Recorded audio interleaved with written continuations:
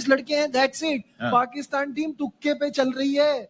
जिसने कर दिया, जिसने नहीं किया नहीं किया, जिसने नहीं किया जो पिछला बाहर बैठा था वो आपको अच्छा लगने लगता है, फिर आप उसको पकड़ के अंदर ले आते हैं। आगे हाइब्रिड मॉडल में किसी श्रीलंका में या वहां पर खेल रहा होगा ना, तो यही सारी टीमें उठ के आएंगी, ये इंग्लैंड, ऑस्ट्रेलिया, ये न्यूजीलैंड वगैरह यही उठ के आएंगी कि भाई हमने नहीं ये मानना। उमर से क्यों कहा गया कि आप कीपिंग करें जब वो नहीं है कीपर, क्यों किया गया था? तो ये पूछे ना जिन्होंने कहा था, ये पूछे उनसे कि क्या खार थी कामरान से, क्या प्रॉब्लम थी। Right in the middle of things, can you from horses mouth जानना। आप मुझे एक बात बताएं कि ये सरफराज के साथ भी वर्ल्ड कप में नहीं हुआ, उसको नहीं ले जाना चाहते थे 2015 में, क्या वो इशू बनाया था?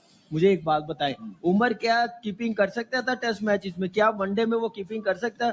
जबरदस्ती करवाई गई है, उसको ब्लैकमेल किया गया। क्या आप कीपिंग नहीं करेंगे तो टीम में नहीं होंगे। जनाब अली हेड कोच कौन था उस टाइम पे? सही है, जो कोई भी था, देख लें आप। ठीक, सरफराज को नहीं खिलाना था।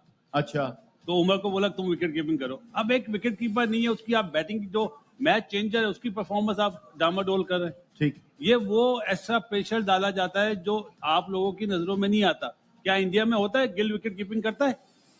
सही, जो जिसकी जॉब है वही करता है ना। हमारे यहाँ जबरदस्ती बनाए जाते हैं। आता है हर प्लेयर के ऊपर आउट ऑफ फॉर्म होता है वो, लेकिन हमारे यहाँ एक हाई परफॉर्मेंस मैनेजर होना चाहिए जिसके पास सारे प्लेयरों का डाटा हो कि ये 2 कदम आगे जाता है, 4 कदम क्यों पीछे हो रहा है, ये क्यों आउट ऑफ फॉर्म तो फिर कल को उस पे तनकीद होगी कि वो गलत है। नहीं, हाई परफॉर्मेंस मैनेजर ही नहीं है कोई। कप्तान होता है, सीरीज खत्म, तू अपने घर, मैं अपने घर, वो अपने घर, किसी से कोई कम्युनिकेशन नहीं होती। फिर दोबारा सीरीज होती है, फिर कैंप लगता है, फिर हेड कोच आ जाते हैं, फिर वो कहते हैं कि चलो नई जी नए सिरे से काम करो। थिंक टैंक ही आपका खाली रहता है हमेशा। नजीब भाई, मैं डेथ ओवर्स में खेल रहा हूँ और थोड़ा सा स्कोर चाहिए और मैं कर भी सकता हूँ, तो उसमें मुझे ये बताइए कि मैनेजमेंट का उसमें क्या रोल आता है? मुझे समझ में नहीं आ रहा है हम किस डायरेक्शन जा रहे हैं। बात ये है कि भाई आपके पास ये 12, 15, 20, 25 लड़के हैं, दैट्स इट। पाकिस्तान टीम तुक्के पे चल रही है। जिसने कर दिया, जिसने नहीं किया नहीं किया, जिसने नहीं किया जो पिछला बाहर बैठा था वो आपको अच्छा लगने लगता है, फिर आप उसको पकड़ के अंदर ले आते हैं, फिर वो नहीं करता तो जो पिछला ड्रॉप हुआ था वो अच्छा लगने लगता है। आप ऑप्शंस तो क्रिएट करें। मैं 50, मैं 100, इसका फायदा क्या? यही जो वजह है जी, फैसला ही नहीं होता है। मुझे समझ नहीं आ रहा। अगर ऐसा ही करो अगले 10 साल तक आप बाबर करते रहेंगे क्योंकि आपने बाबर का कोई बैकअप नहीं बनाया। एक साइम अयूब 2 मैचेस में अच्छा करता है, ऐसा लगता है पता नहीं कौन सी कयामत आ गई पाकिस्तान क्रिकेट पे। दूसरा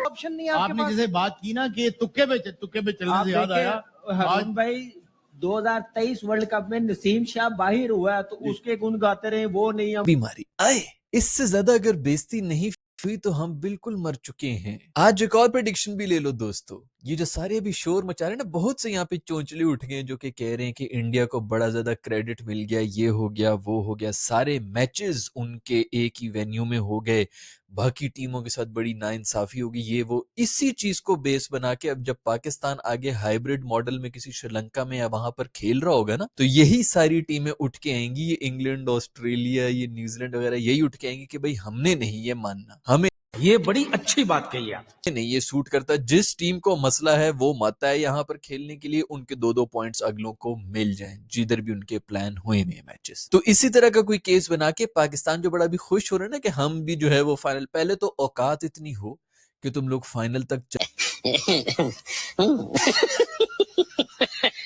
चले जाओ। फाइनल इंडिया से निकालने की तो बातें इंसान तब करें ना, अपनी औकात के हिसाब से इंसान को सोचना चाहिए। तो ये वीडियो का स्क्रीनशॉट ले लो दोस्तों। एक और मेरी प्रेडिक्शन आ चुकी है, ये 1 साल पहले से मैं बता रहा हूं। आज 10 मार्च 2025 है और मैं अभी से आपको ये बता रहा हूं कि कुछ भी नहीं होना। हाइब्रिड मॉडल जब हमारी बारी आएगी ना, हमारे मुंह पे जूता मारा जाएगा कि बेटा इधर आके खेलो, नहीं तो गेट आउट। खैर रो रहे हैं पाकिस्तानी, बहुत रो रहे हैं कि हमारा भी COO गया हुआ था वहां पर, उसको स्टेज पर नहीं चढ़ाया। क्यों चढ़ाएं भाई, किस खाते में चढ़ाएं? गेट आउट, बाहर निकलो गरीब आदमी। मैं पिछले 50 साल से यही बोलने की कोशिश कर रहा हूं कि जो मर्जी बातें कर, देखो आप कोई 3 घंटे के अंदर अब दुनिया की सबसे बड़ी GDP तो बन नहीं सकते कि पूरी दुनिया आपको इज्जत से देखना शुरू हो जाए, वो तो होने नहीं लगा है। सिर्फ एक ही जगह है जहां पर आप कुछ अपनी इज्जत करवा सकते हैं, वो है ग्राउंड के बीच में। जब वहां पर आपके घटिया छिचोरे 3rd क्लास प्लेयर्स अपनी पतलूने उतरवाएंगे तो आप कोई जवाब ही नहीं बनता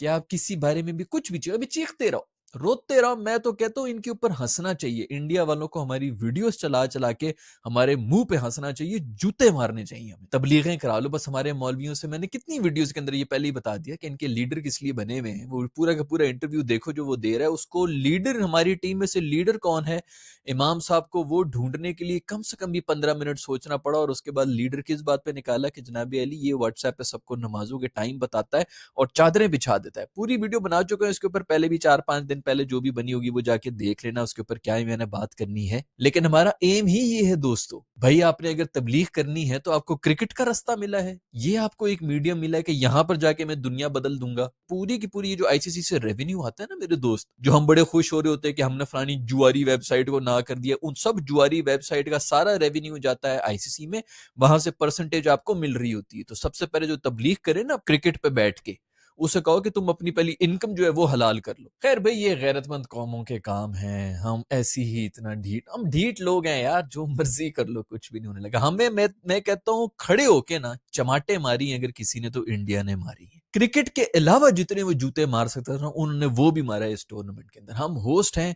और कहीं नामो निशान भी नहीं था। अभी तो आप, मैंने शायद कल की वीडियो में भी बात की होगी, अभी तो लोग कह रहे हैं जी सेरेमनी के ऊपर पाकिस्तानी नहीं खड़े हुए थे। जो इनिंग्स के बीच में शो हो रहा था ना जिसके अंदर म्यूजिशियन आए हुए थे, उसके अंदर भी कोई पाकिस्तानी म्यूजिशियन भी नहीं था। उनके कोक स्टूडियो, मतलब कोक स्टूडियो एक पाकिस्तान के अंदर एक ऐसी चीज है जो कि इंडिया में भी वो मानते हैं कि यार बाकी बहुत बेहतर है, हमारा वो भी रिप्रेजेंट नहीं कर सका ऐसे शो के ऊपर, ऐसा इवेंट जिसके हम होस्ट हैं, वहां पर भी हम अपना कोक स्टूडियो नहीं ला सके। ये हमारी इंटरनेशनल लेवल के ऊपर औकात है। बहुत से मेरे दोस्त जो बाहर फिर रहे होते हैं इस वक्त, मतलब पाकिस्तान से बाहर रहते हैं, उनको पूरी तरह से पता है कि हमारी क्या औकात है बाकी पूरी दुनिया के सामने। ये जो हम कुएं के अंदर बैठे होते हैं ना पाकिस्तान के अंदर, वो समझते हैं कि हम बड़े कोई, हमारे लिए जो दुनिया पूरी बैठ के चालें बना रही है, सब साजिशें कर रहे हैं, किसी तरह पाकिस्तानी ना जाग उठे। उनको चाहिए कि पाकिस्तान से बाहर निकले ताकि उनको पता चले। लोगों को पता भी नहीं है कि दुनिया के नक्शे पे ये है किधर ये मुल्क। अगर तो अभी तक आपको बेइज्जती महसूस नहीं हुई है तो ये भी मैं बता दूं कि दोस्तों ये चैंपियंस ट्रॉफी भी हमारी थी। चैंपियंस ट्रॉफी से भी निकाला, पाकिस्तान को भी निकाला, होस्टिंग राइट्स भी छीने, उसके बाद वो ट्रॉफी भी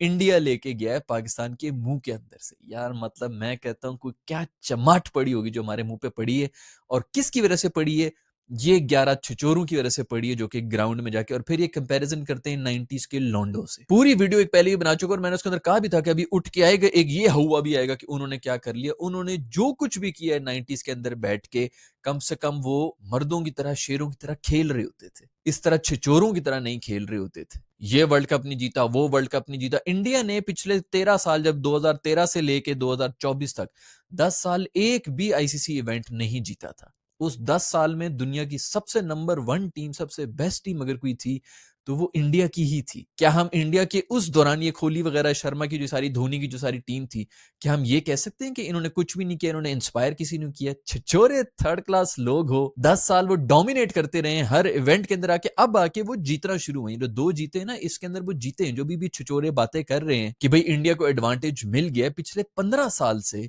वो क्रिकेट को डोमिनेट कर रहे हैं और पूरी दुनिया के अंदर जाके डोमिनेट कर रहे हैं, और फिर भी छिछोरों में इतनी हिम्मत होती है कि वो बोल रहे हैं कि इनको एडवांटेज मिल गया। इंडिया को बिल्कुल एडवांटेज है, और इस चीज का है कि उसके अंदर 11 वर्ल्ड क्लास प्लेयर्स हैं और 11 बायर भी अभी बैठे हुए हैं जो इस वक्त दुनिया की किसी भी टीम के अंदर जाना चाहे तो वो जा सकते हैं, प्लेइंग 11 का हिस्सा हो सकते हैं, जिसके भी इंडिया में जगह नहीं बन रही है।